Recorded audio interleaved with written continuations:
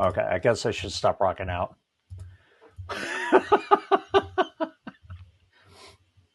We're very, very disappointed in you, chat. Very disappointed Extremely in you. disappointed.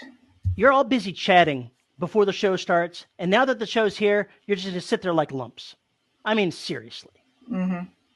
I mean, I had this whole riff on Butthole Sun I was going to do, and then it was just like chat just went crazy and ruined it all. You know, You don't I deserve found the it. perfect remote control for Antoine, though.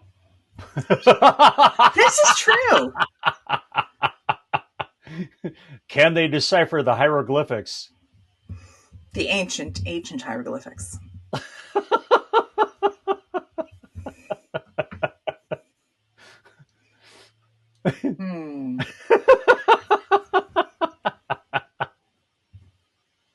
Oh, hey, the bidet. Yes. He's got a bidet remote in his hands. He's not afraid to use it. The cats are less than impressed with the bidet. Have they been They jump started on the yet? toilet lid and it starts I- spraying water inside. They're like, what the fuck is this? What the fuck is this? Well, I mean, when you phrase it like that, I'm thinking, so you've trained them to go from the litter box to the bidet? That is some unique stuff. It's a squirty toilet controller, yes. For them, it's just a new water fountain. You know, we thought about getting an actual bidet rather than one that adds on to it. But unfortunately, they have the remote controls where you just wave your foot in front of it and it'll open up for you. And the cats would do nothing but open it up. So we couldn't go that's that true. route. That would be bad, yeah. My new toilet just finished on me.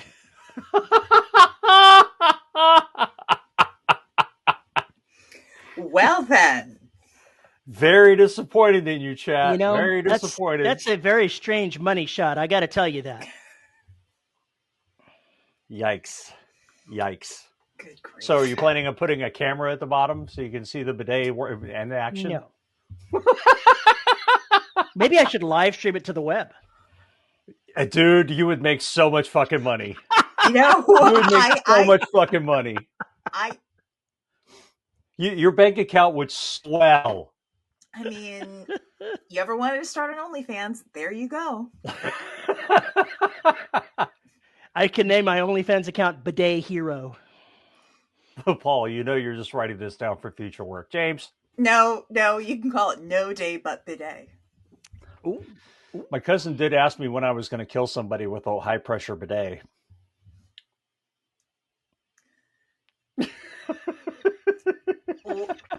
Literaturely or literally? Literaturely. Fictionally. Oh, well. Sounds like somebody needs to be in the Hitman series. That's just me. Yeah. Oh, okay. Well, Xander, we will tackle OnlyFans. Howdy, folks, and welcome to another episode of the Dead Robot Society. I am Paul E. Cooley. Joining me, as always, Veronica Jagger and Terry Mixon. How the hell are y'all? Tired. Tired. How can you possibly be tired? We took last week off. We did. We took last week off, and while I don't know what everyone else was doing on their Saturday afternoon, I was packing for a conference. And so I have spent the full week from Sunday to today, because I just got home, at an audiobook conference. So. Well, cool. But it was on a ship. So. Slacker. I worked. I did not get sunburned. You know, Paul, we should totally go ahead and, crash that cruise next year. You would get inundated with authors. Not authors, with narrators. That's true. Yeah, you would. Yeah, you'd get attacked. You'd get attacked. It would happen. Mm-hmm. So did you learn anything at this audiobooks conference? I did. I learned I have to stop being scared of emailing people to let them know I'm available to narrate. I hate reach outs. Oh, that's always good. I hate reach outs so much, but I have to do them.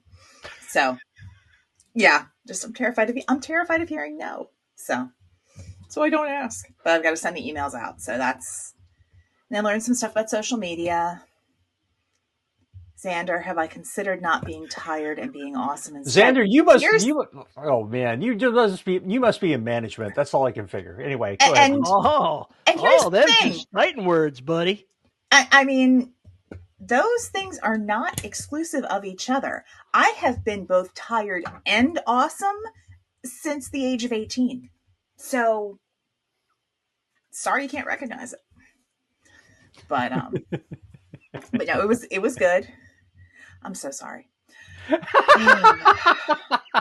I'm not a sitcom girly, sorry. But no, it was good. Learned some craft stuff, learned some like punching up profiles on some of the casting sites that narrators use. So I have a list of things to accomplish in the next couple of weeks. Probably have to redo my website for both myself and my pseudo, but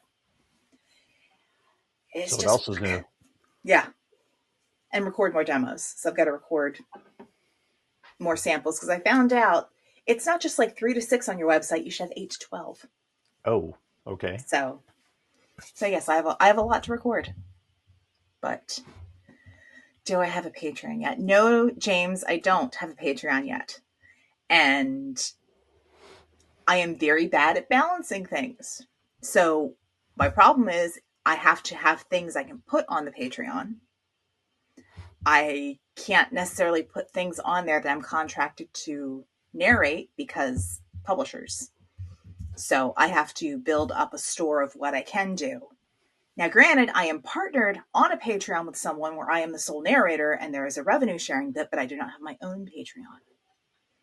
Getting there. Busy. The Patreon would have public domain stuff. It would have public domain stuff and potentially the stuff that I'm writing on my own.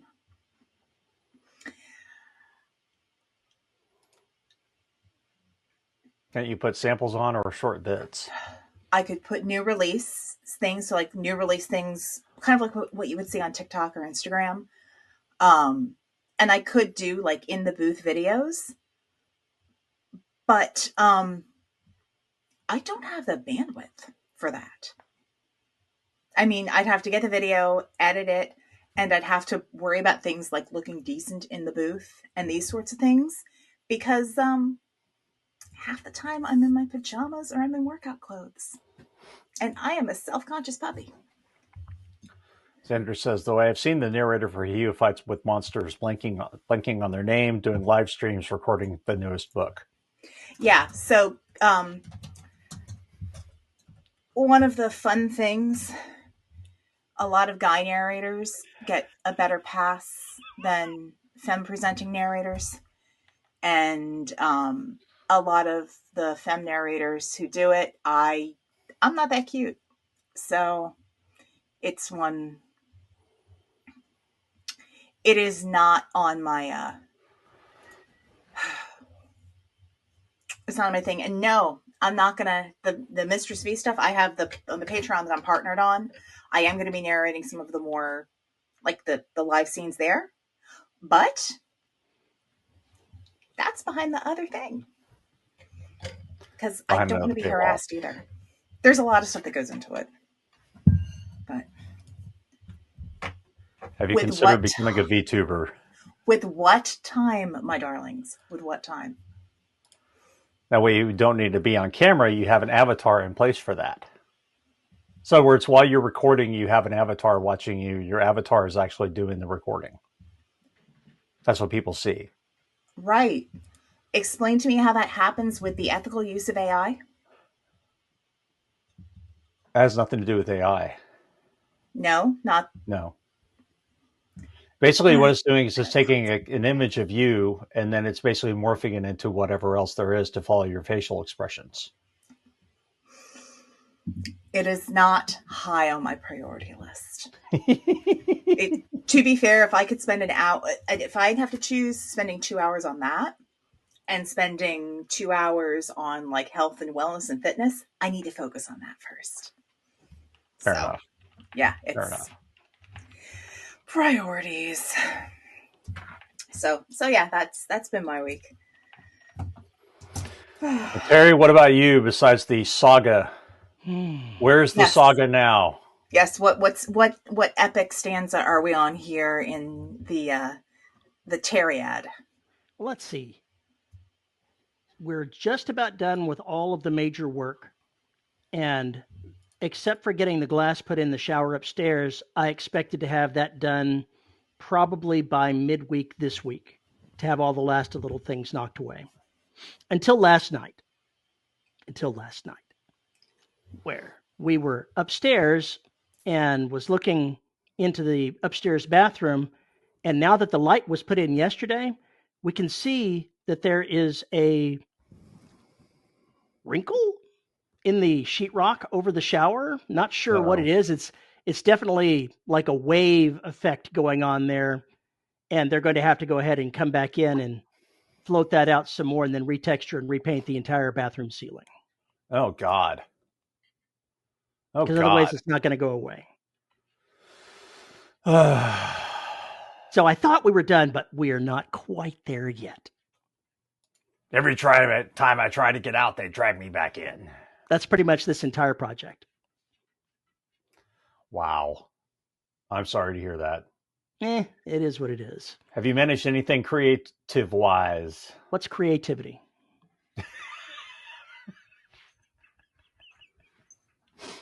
So you haven't been recording? No. Okay. When I'm working upstairs, it's a lot more disruptive, and I have not gotten anything done. I intend to start doing some more stuff tomorrow. They're going to have the sheetrockers out Monday morning to go ahead and start working, so that's pretty much going to hose me up right there again. Lovely. At least I didn't get picked for jury duty. Yeah, there's always that. Yeah, I loved your write-up on that. I'll have to remember that next time. Let's see. I went to Arizona for 5 days. Had a really good time, kind of refreshed. Got to see a landscape I'd never seen before, really. And man, saguaros are fucking everywhere. And then there's like, once you hit this certain elevation, they're just gone. It's like a tree line. It's the same kind of thing. They'll get too high of an elevation and saguaros stop growing. Was really fascinating. But anyway, I had a really good time there. Found 2 towns I'd love to live in. We'll never have enough money to live in them. But it was nice to get away from that and visit relatives and all that kind of stuff. And I managed to get 1,500 words, which is pretty bad. And I managed to record 3 or 4 chapters of Oceania, and I'm way behind on my recording. Holy shit, am I behind on my recording. So I have to catch up on that this week somehow, some way. I need to get 2 chapters in the can a day in order to get there. RTP is going to be publishing Psycholina any day now. Apparently Amazon has a 3-book limit for publishers to publish, which I was not aware of.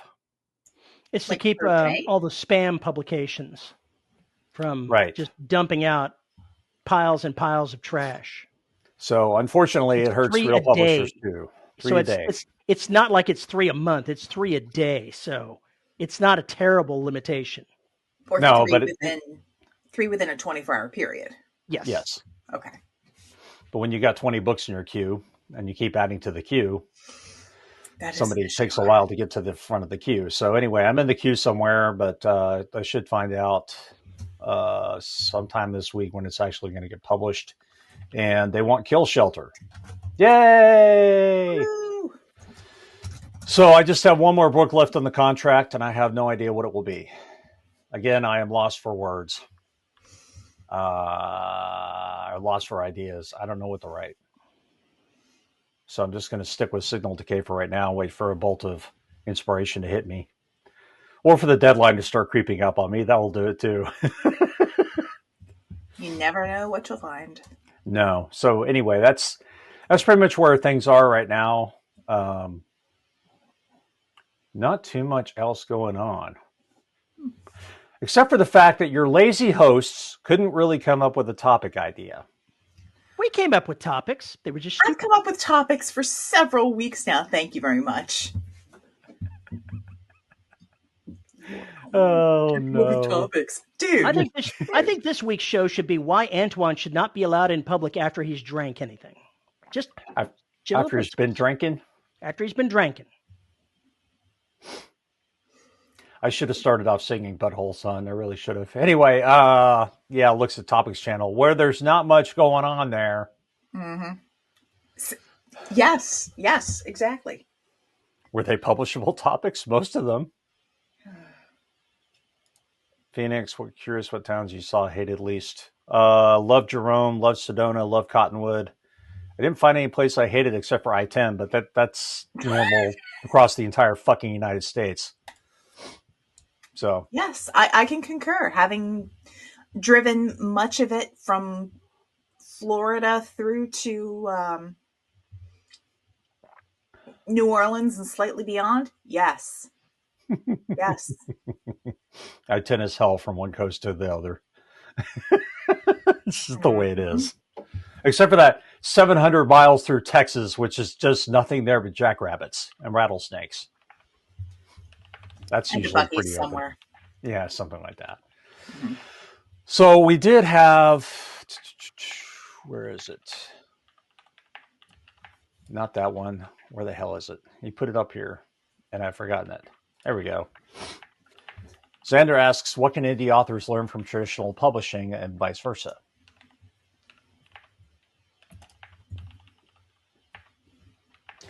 Okay, don't everybody talk at once. I think what you can learn from them, if you want to look at it, is cadence, a publishing cadence, having a process to go through the actual book from rough draft all the way through to the end of production. Mm-hmm. This is going to be really, really, really controversial. No. Try and be more meticulous in finding errors, because they suck at it too, but try and head off formatting and language errors that really rip people out of the story. And hopefully, if it's a good publisher, find a badass cover designer. Mm-hmm. And knowing how to pitch your work. And knowing how to pitch your work. That's the other thing. Learn how to make the back copy on the book so that it pops in the description. Yeah, because generally with traditional publishing, you have to be able to say, hey, I have this idea. You don't necessarily walk in with the whole book. You walk in with an idea, maybe the first 3 chapters and an outline, but you have to be able to give an idea that's compelling enough.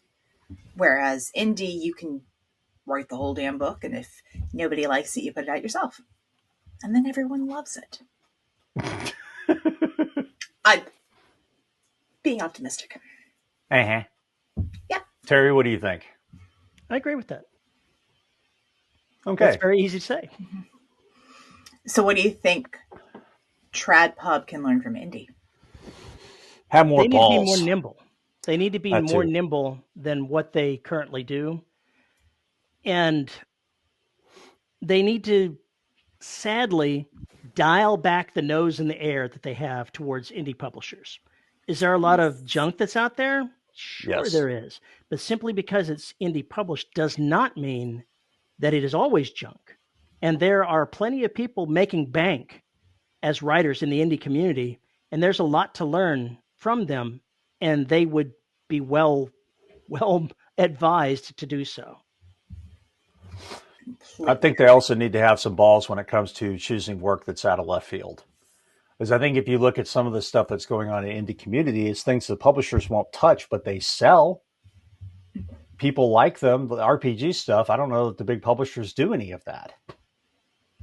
Not yet. Wrong. They're trying to get there, but it's. I think a lot of folks who write lit RPG who are indies feel that they're going to get a better deal and a better following being on their own. And that's exactly what I'm talking about. Mm-hmm. They have done such a poor job of raising up the quote unquote mid list to where they can actually earn a living. Excuse me, that most of those folks who have gone into the indie are basically just given up. Mm-hmm. And the publishers are mostly to blame for all of that. They just have done nothing to raise the wages. And they won't do it. And they won't do it. And they're not going to do it. So basically what they could learn is completely pull a 180 on a lot of their bullshit to try and figure out exactly why their stuff isn't selling the way it used to, and why they're not making the money they used to, and why people are flocking to these new genres or categories of fiction, if you will, that they wouldn't touch with a 10-meter cattle prod. Right. Because you're smaller publishers that do not fall into the trad pub category, they are nimble. They are taking chances. They are representing and promoting edgier, newer ideas and authors. And they're doing it ethically, which is lovely. James says, I've heard the publishers are hesitant if they can't pigeonhole you into a particular shelf to sell you on. I believe it. Yep. Oh, yeah, there's the other one. Michelle says, I've heard that traditional publishers sometimes agree to publish a book, then just sit on it. Not sometimes, all the time. As indie, we finish it and then get it out there and move on. That is correct. And that goes back to being nimble and getting a publishing cadence out. They want to publish a book a year in a series. That's a death knell for a series. Mm-hmm. Why would they sit on it? Okay. So here's an interesting little deal. They have bought the book. They have no responsibility to publish it within like 2 years, most contracts. They get a year or two to figure out whether they want to publish it. They're sitting on it depending on their tax situation because as an unrealized asset or whatever, it's just sitting there not making money. It's also about IP. It's also about plans. And just because they have bought it does not mean they'll ever publish it. They could just return the book to you after 2 years and that'd be that. They're not going to return it to you. They're going to publish it because one of the reasons that they do that is that once they publish something, they'll use that IP as something in their taxes to counter off losses elsewhere. And a lot of traditional publishers are using their catalogs as ways of making paper money for their corporation and offsetting things elsewhere in the corporation rather than making bucks for you. It's a huge shell game, and it really started once the publishers started getting bought up by the media companies. And this has been going on for 30 years. It's just been getting worse every year for the last 30 or 40 years. If they really wanted to see what worked and how they could go about doing it, they could look at Baen Publishing and figure out what needs to be done. They obviously do not want to do that. No, I think it's basically you've got an old mindset that is just cratering against new technology, new challenges, and new pressures. Mm-hmm. And they don't know how to deal with it. No, and there are incidents where a publisher could pick up a series, author writes a tie-in series, and you're like, yeah, that last book didn't sell. No. And it's the other thing is the publisher does not, once they buy it, once they've paid out the advance, they don't necessarily have any responsibility to market the book. Oh yeah, that's the other thing. There's no agreement on that. Yeah, so it's just because in the current landscape, you as an author are still going to do the same amount, if not more work, going the trad pub route versus the indie route when it comes to marketing, when it comes to promotion, and you will have less control over your IP. It's understanding that trade-off. It's really weird that they want to go ahead and say that they're one shepherding you through the process and then expect you to do all the things that you could do for yourself. Mm-hmm. The whole marketing thing, we talked about this. I remember having this conversation 15 years ago on my podcast or on this one, I don't remember which, about the fact that the only books that get marketing are from famous authors. They don't spend any money marketing the mid-list, which is why they stay the mid-list, because nobody knows who the fuck they are. Mm-hmm. So it's basically the poor feed the rich, and the rich are eating the poor in the way that they've got that set up. Mm-hmm. I don't know how you fix that, to be honest, other than basically dragging out a bunch of old stuffy people and putting them to the proverbial sword employment wise. But that definitely is something that has to change in a big, big way. And yeah, the Alice says, for the record, Tor and Penguin have produced junk too. Yes, they all have. They've published absolute crap that indies would laugh at. So, it's just, they're not necessarily the quality of the writing. It's how good the agent is. Yeah, that's true. Or have you found, do you have someone who is going to champion that book and who And, believes in the book? and from the authors that I've known who've gone through that process, traditional publishing, those people leave. So the person that bought your book, the editor you've been working with, next week they may be with another press, and you're with somebody who doesn't know you from anybody. So that's a constant problem. It's a constant problem in that particular field. And granted, I'm dealing with older information. I don't know how it is now, but I can't imagine it's gotten any better. But I mean, like the first thing I do is if I'm doing a contract is I want the audiobook rights or I want to be paid for them up front, period, end of story. That's going to be a sticking point for a lot of traditional publishers. They're going to hate that. They want that. They want those rights free and clear. Well, those are really lucrative rights, but they're going to want them. And most of the small presses will want them too. But I'm in a position where I can say, you don't get that. And I can get away with it. You're not always going to be able to do that with a big publisher. Some of them will just say, fine, we're taking our stuff and going home.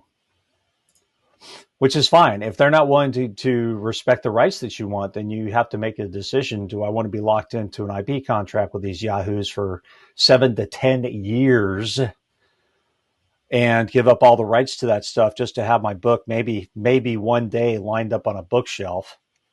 Maybe if they market it, maybe if it's a lot of ifs and a lot of maybes. And I can understand the allure of being published by Penguin or Tor or whomever. But it is something you have to weigh. Are you giving up too much? What are you going to get in return? So that's my thinking about looking at traditional publishing and even small publishers is always make sure you know what you're giving away. That's simple. Let's see. I think it's in Stephen King's autobiography. He says, go and grab any terrible romance novel at an airport and realize you can do better and you can be published. What is it about airports that have some of the shittiest books known to humankind? It's like the dumping ground for Penguin's mid-list. It's stuff people will pick up whatever, but also how often do they get supplies? Just think about supply and demand and suppliers for some of those. And Alice asks, is Baen really it for publishing? No, there are a lot of smaller publishers who do different, who are very niche with their genres. I mean, you've got, oh goodness, words. You've got Atheon Books. They do sci-fi. They do sci-fi horror. They do lit RPG. Oh my gosh, yes. I cannot remember. Somebody's tired. Somebody needs more coffee. Oh no, I'll like be no. Terry's Sugar Daddy. I cannot remember the name. Cheney. No, I know Cheney, but the publisher. Variant. Publishing. Thank you. So there's Variant. There's Mountaindale. There's a number of Wordfire Press. You have to do your research, but it's look at some of the smaller, look at books. Really, you can go through you can look at indie books and then see who publishes them. Even if it's self-published or an indie publisher, there may be a name there, and it may not be like the author's proprietary, like their LLC. It may be a smaller group, and you can, keep going and look.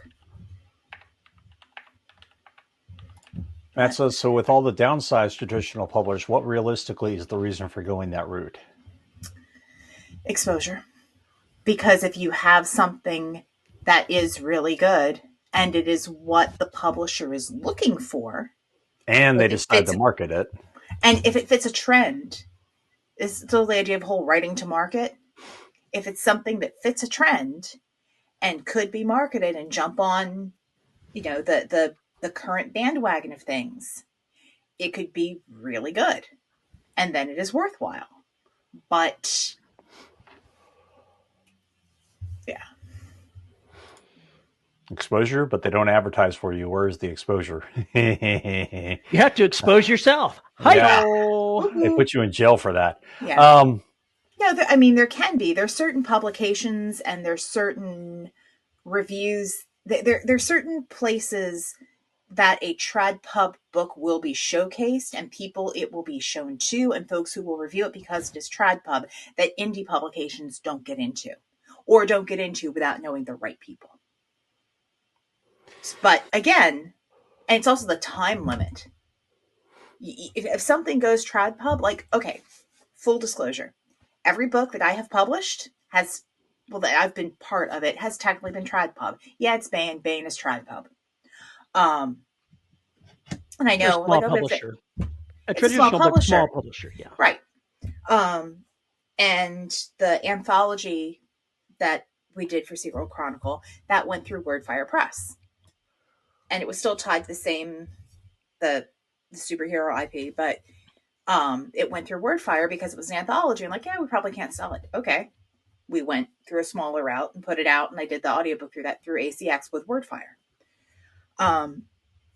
The contract that I have now is with the estate of the folks who own the IP for that, because it's a sequel to a novel that was done 20 years ago, and I got called in to write with the author.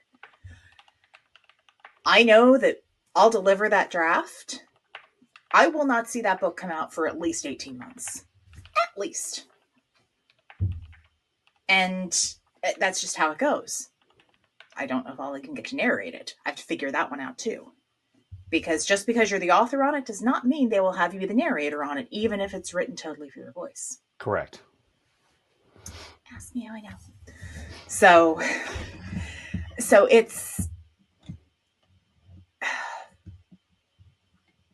I would recommend looking at different writing books. I say the fantasy fiction formula, I talk about it all the time, but towards the latter chapters is a really good explanation of going indie or small press versus trad pub.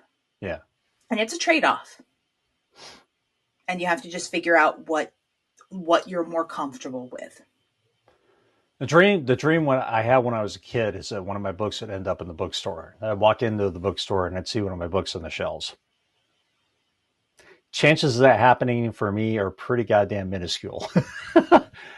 Even if I was with a traditional publisher, because there's only so many slots available in a bookstore. There's only so long that they will keep the books. And again, it all depends on if they're going to put any marketing money in it as to whether those books will sell at all. There's an awful lot of writers out there who get a $5,000 advance if they're lucky. I think these days it's more like $1,200 to $2,500. And that's the last money they will ever see because their book will never pay out the advance. Mm-hmm. So, and that all has to do with the publisher and everything else, and obviously the quality of the writing as well. But if the publisher's not doing their job, nobody knows the book exists. Nobody buys the book. Mm-hmm. And even if your advance does pay out, and then you're getting, semi-annual royalties, it may not necessarily be that much. No. I can tell you right now, the royalties that I get, and granted, my royalties are split 4 ways with the co-authors of the Secret Chronicle books, but across 4 books that have my name on it, it's not even 3 figures. It is coffee money. Yeah, coffee money. It's coffee and cafe money. So I've got, maybe it's enough for me to go do my hair, maybe, but truly, it's a couple afternoons of coffee and a bagel at the cafe while I write. So from that sense, given all the resources that have been put out on this podcast, on other writing podcasts, all the things that exist for indie authors, I think you're better off being disciplined and just doing it on your own. I can hardly imagine a situation where going the trade pub route is right for almost anyone. It used to be that people went to the trade pubs because they wanted someone to handle the things that they didn't want to do. Yeah, maybe editing, maybe they did that back then, but they do not do that any longer. Very true. Now, we'll say, having gone with a small press, I was making coffee money until Severed Press published The Black. Now, that has, and I'll be totally honest about this, Black's a good book, but it sold because of the book bubs that Severed kept pumping through there, and the fact that Severed had a large readership where people would just say, "Ooh, there's a new Severed Press book out. Let me read it." Mm-hmm. That latter is a good one. The latter's a really good one. So I had a built-in audience before that book even came out. I had an audience there I did not know that existed. And then, of course, the podcast and the audiobook really kind of clinched things. And then the fact that I kept going on the series and published the next two pretty quickly. All that made it happen. All that made it work. That book would not exist without Severed Press. It just wouldn't. It wouldn't have happened. So I have to say the experience with small presses can be great. They can be bad. They can be somewhere in between. You just have to find the right. You have to find the right small press, and you can find that by talking to other authors. You can find that by looking at books that they publish, and say, okay, well, I think I like Apex because I like the books they publish. I think I write in what they're looking for. Go after them if you want. That's the way I would shop for a publisher these days. But chances are I'm never going the traditionally published route unless some ungodly amount of money is dangled in front of me. Because if it's a property like The Black, it's already proved its power and everything else. And all that marketing is going to do for it is really ramp up the numbers. Selling it to a publishing company at this point would be stupid. From my standpoint, unless they were going to market the shit out of it. And that's another thing. Ask for a marketing plan. Ask for their marketing in writing. Yeah, that's not part of the contract. And even sometimes when it is part of the contract, they just don't do it. And people can't really audit them either. It's all very opaque. Right. It's a racket. It is a racket. It's a tough racket. So I say if you're going to go with traditional published, go with a small press. That's my advice. And then we can have the argument about whether or not that's traditional publishing. But I think I love small presses because they're motivated. They're not top heavy. And you can usually get to the publisher themselves with one phone call or an email. That kind of accessibility, I just can't speak to enough of how important that is. So James says, in all fairness, you couldn't distribute books in the past without a publisher. The internet has changed the paradigm on the reach of individuals. Yes, absolutely. Very true. And the problem is that you still have people who believe that you cannot do this without a publisher. Even today, even after everything that's out there, Kindle ebooks, the ungodly number of indies that are out there that are making good money, and they still think you need to go to a third party to get it done. And I think that's kind of sad, me personally. And then waiting through slush piles for 12 to 18 months to hear back from a publisher whether or not they want your book, and then waiting for up to 2 years for it to get published before you see another dollar if you got an advance. Yeah, that's just not me. That's not for me. Not anymore. Not anymore. So there you go. Those are our thoughts. So when is there a DRS publishing option? we're no. DRS is not becoming a publisher. No. Fuck that. Yet. I want nothing to do with that. I barely want to deal with my books. You think I want to deal with yours? I barely have enough time for my own shit. Yeah, that is not a skill set I possess, so no. Grouch Publishing, lead publisher, Oscar. Trash can novels. There you go. Could the trade pub save themselves by finding a way to manage overhead? Maybe leave New York and move to NC like Maine or any business-friendly state. No, That would certainly It's not help. about taxes. No, it's not. It's about, it's a business. And it's about finding what will sell and trying to predict what will sell and what people want to read. And the thing is, there's like many media streams, there's no longer a monolith. You can't say everyone is going to like this type of book. Everyone is going to like that type of book. I mean, look at the New York Times bestseller list. There are multiple genres represented. If a traditional publisher wanted to do something to become more nimble, they would need to set up something of a business structure where you've got the overhead, the umbrella publisher, and they claim that they do these, but they don't really. Then you would have the what do you call it with the sub publishers? There's a name for it. Imprint. An imprint. They would have an imprint that is like Bain, that is fast and nimble and focused on one market segment and not just trying to emulate what other big traditional publishers do. Have somebody that is small and hungry in each of these and pursuing these publishing opportunities to try to make as many hits as they can. They get your book, they have your book published in a month. Boom, done. Get it done. Just keep it going. Keep the churn happening. Build up that loyal audience that's going to keep reading what you're putting out. If there was an umbrella company that did that for each of the very varied imprint types, that would be one thing of a way that a traditional publisher could succeed, but it's not going to happen. They'd be signing their own death warrants.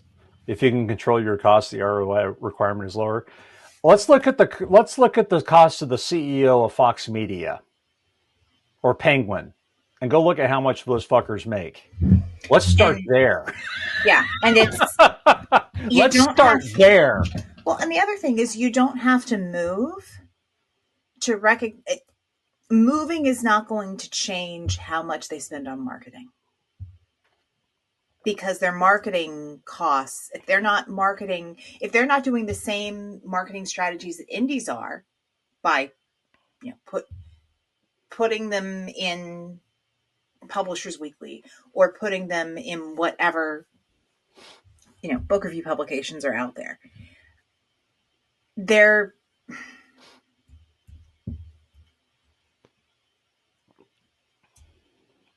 I think a lot of them are doing as little as possible right now to promote the vast majority of books. And that's what they've been doing for years, and it's not going to change. No, it's not. So, Terry, you mentioned the umbrella, right? Mm-hmm. They used to have that. Yeah, and then everything got bought by the media companies, and they're all little stamps that are rubber stamped of their own that look like everything else. They're cookie cutters. They buy a publisher and its imprints just for the IP, and then they would shut all the imprints down and just keep the IP. So the authors, they just want the IP. Publishing books is a loss leader for them, I suspect. Yeah.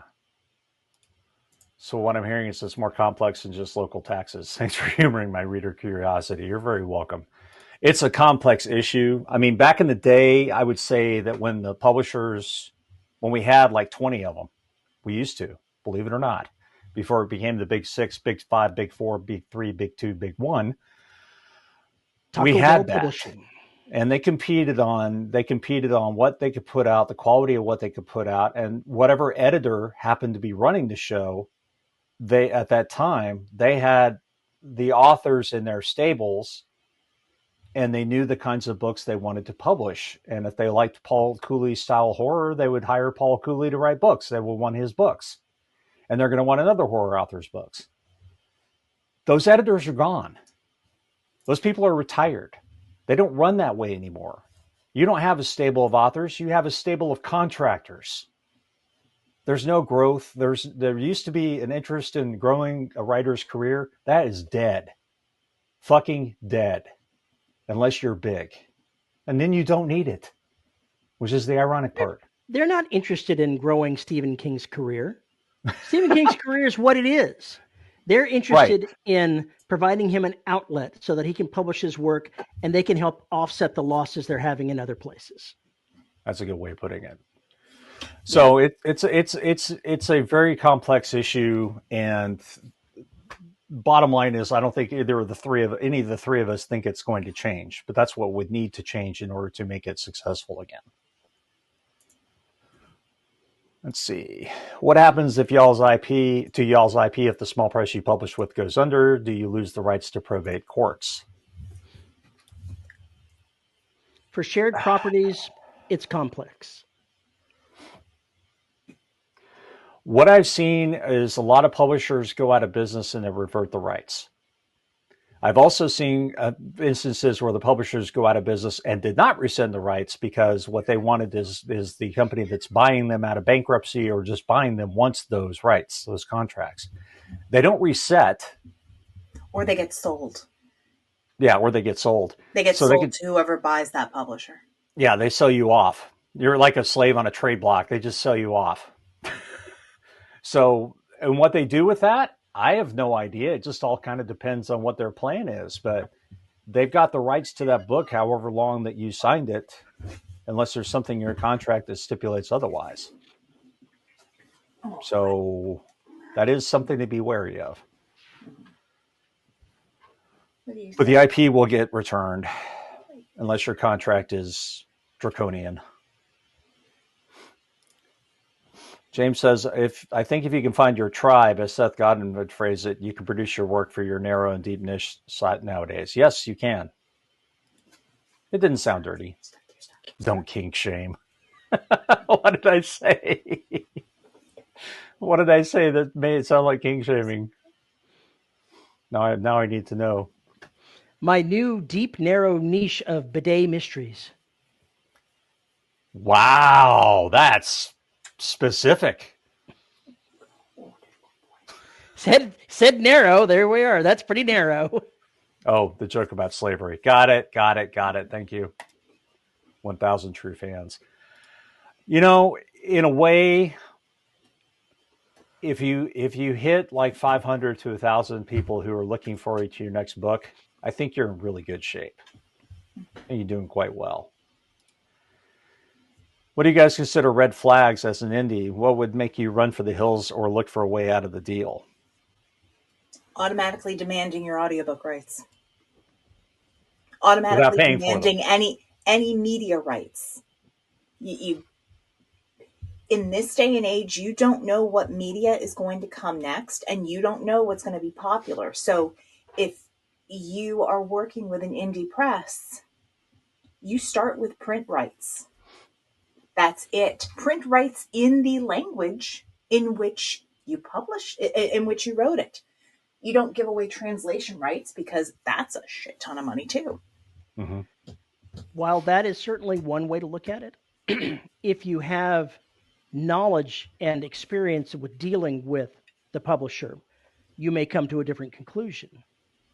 When I was approached to go with Cheney at Variant, he was a known commodity to me. Right, known quantity. And we had a frank discussion about what a partnership would look like for these. So everything that I signed over for these books that I'm writing, it's for me.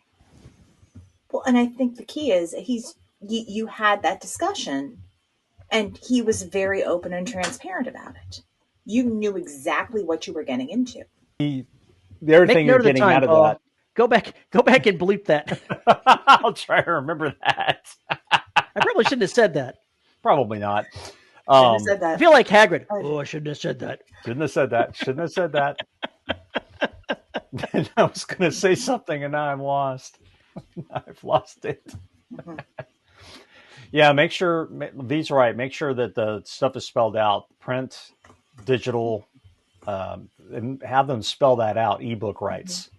And there's no reason you should talk to somebody else who's published by them. Yes. And I did. I had a conversation with somebody else that was published by him before I accepted the offer. Yeah. And if they won't tell you, that's a red flag. Yeah, Or that's if another they know red flag. you shouldn't talk to anybody, that's a red flag. Tim says, I recently heard from one of those low mid content publishers on YT that quickly getting to triple digit reviews is vital for indie publishing a successful book. What do y'all think? There's some truth to that. I don't know that it's triple digit reviews, but getting a pile of reviews soon rather than late, if you can get a pile of them on the first day, that's great. And you should, because it's definitely a form of validity that comes along with that. One would hope that you get lucky and get the reviews there. And I think that if you don't, it does hurt you. Some of my favorite works that I've produced don't get any love at all. They get no reviews. Nobody buys them. It's frustrating. But that's all marketing on my side. But it is true. The more reviews, the more people will check it out. The more likely people are to check it out. This is very true. I know people who rely on reviews for anything. If they don't like the reviews, they don't buy the product, they don't buy the book, they don't buy whatever. And if they don't see enough of them, they shy away from it too because they don't want to buy a stinker. Yeah. So no one wants to buy a stinker. No. Unless it's, of course, Terry's new brand of bidet mysteries. The stinker's all right with that one. St. Hoover says, so many indie publishers have vastly mixed reviews from authors. Can be hard to tell who's legit. True. Yeah.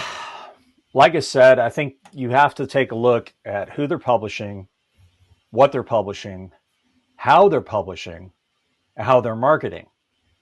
Now, if they're doing those things, it may behoove you to take a lower percentage than what Terry gets. It may behoove you to take a lower percentage if they're doing all of those things because their money is tied up in this too. They're not going to be making a whole lot of money unless they go forward and make you make money.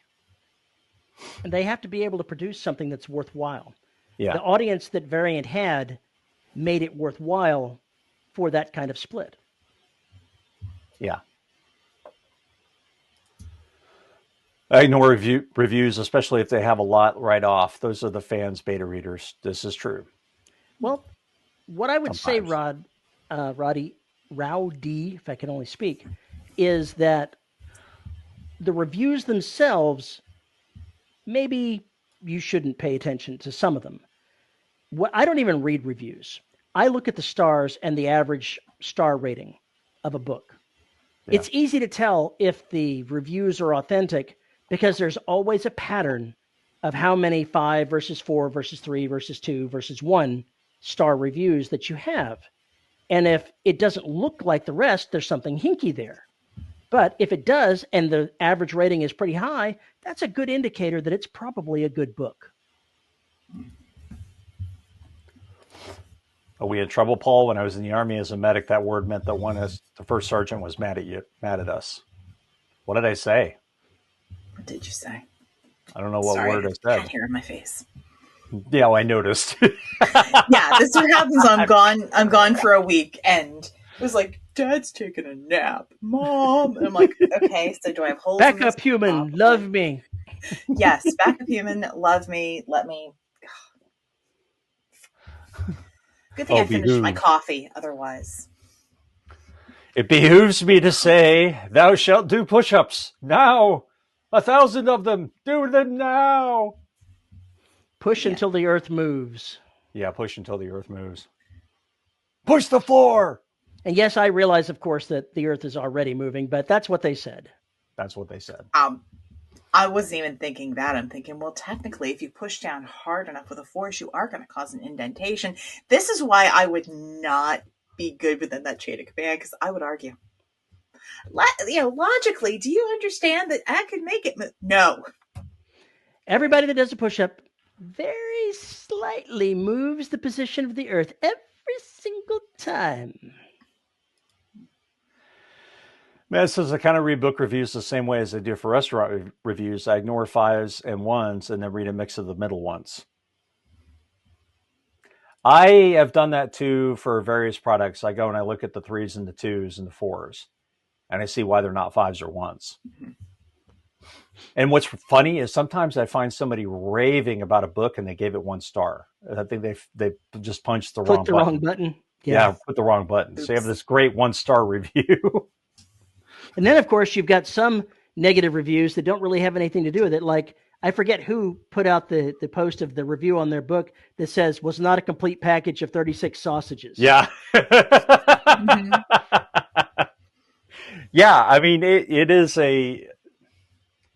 Reviews are funny. Stars are funny. The whole concept is easily gamed and so fraught with personal taste getting in the way. I mean, you can have one character say one thing, and it's enough to make some reader so mad that they'll stop reading the book and leave a nasty comment for you. So we're back to talking about Space Marines, aren't we? We are.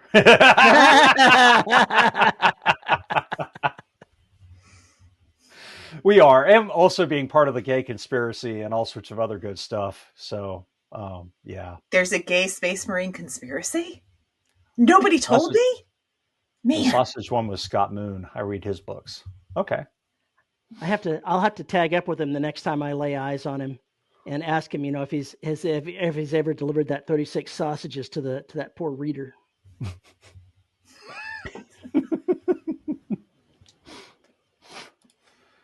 Terry Irvin says, for a small publisher, check out the Read Inside feature of new releases. Tells about their editing, look at the back of the book description, strong or weak, watch the project trajectory of a new release for two for several months. I can't talk. If you're going to be buying a book, one of the things you should do is what attracts you to the book is going to be the cover first. They say never judge a book by cover. Oh, absolutely, you're going to judge a book by its cover. If you don't have a good cover, you're doomed. The next thing, you're going to read the description. If you can't write a good description, talk to somebody that can write a good description and learn how to write them better.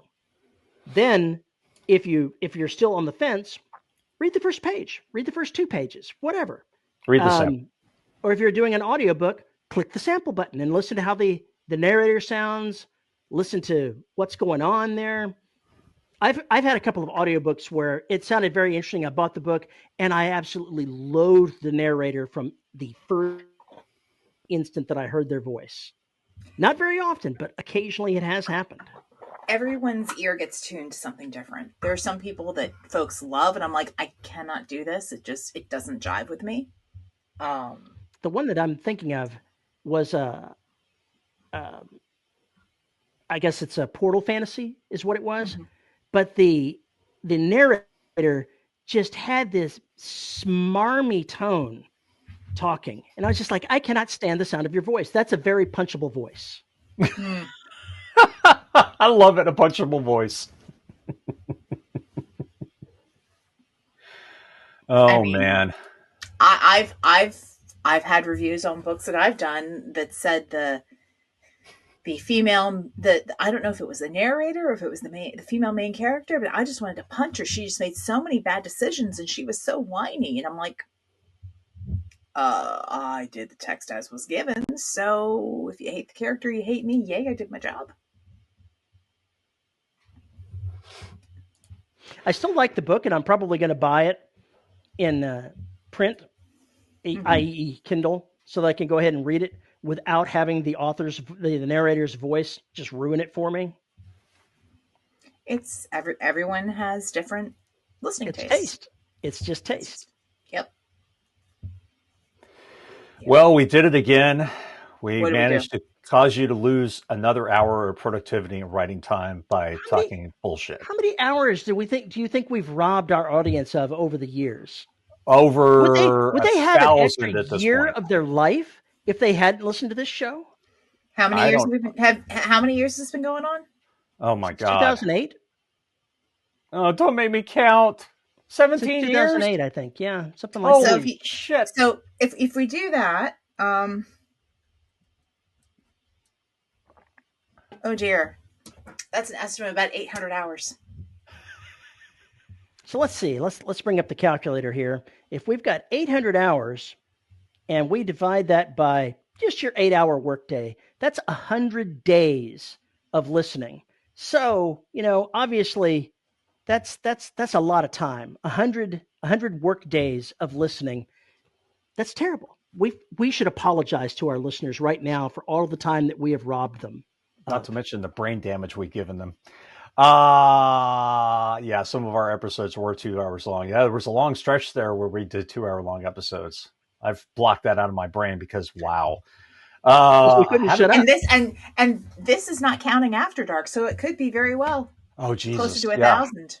I didn't even think about After Dark. So it could be closer to 1,000, and if you include stuff like After Dark, then there is definitely brain rot. But none of us are forcing you to come listen and watch. So it's all y'all's problem, not ours. See, that makes us the sadists and you the masochists. On that note, I'm going to hurry and bring this to a close because we have another live show in about 8 minutes. If you have a comment or question about this episode, you can send us an email by going to our site, deadrobotssociety.com, punch in that contact link and send us the email. Or you can leave a note on the episode, a comment on the episode, and we will see that. You're not getting 3-hour long episodes. I'm not a Coke addict. You can find us at YouTube at youtube.com/DRS podcast, where we are live every Saturday, except for when we're not at 3 p.m. CST. Like and subscribe so you know when we're live. And feel free to join our Discord server. It's down. The link is in the show notes. You can click on that and join the community of crazies. And if you want to support the show, you can find us at patreon.com/DRS podcast and buymeacoffee.com/DRS podcast, where for as little as $1 a month, you get access to exclusive live shows like After Dark, where we let our hair down and get funky. Nose or throat coke. I'm afraid to even know what throat coke is. Like soda? It's like soda. Yeah, pervert. Coca-Cola. You perv. And if you're a supporter at the $10 level, stop looking at me like that, V. You would get your name read. And our $10 patrons are Juan Valentin, James Terrell, Antoine Batts, Tony L. Joy, Rick Shaw, Lisa Slack, and Tim Niederreiter. Thank you to all of our patrons for making this show possible. Where you can snort NutraSweet. It's like doing Diet Coke. Oh my God. I'm going to end this now before it gets worse. On that note, folks, thanks for hanging out with us. Hope you have a great Saturday and the rest of your weekend, and we will see you next week. Bye. Bye. Oh, yeah, I have Bye. one more thing to do. I want to put this earworm in you. Butthole son, won't you come?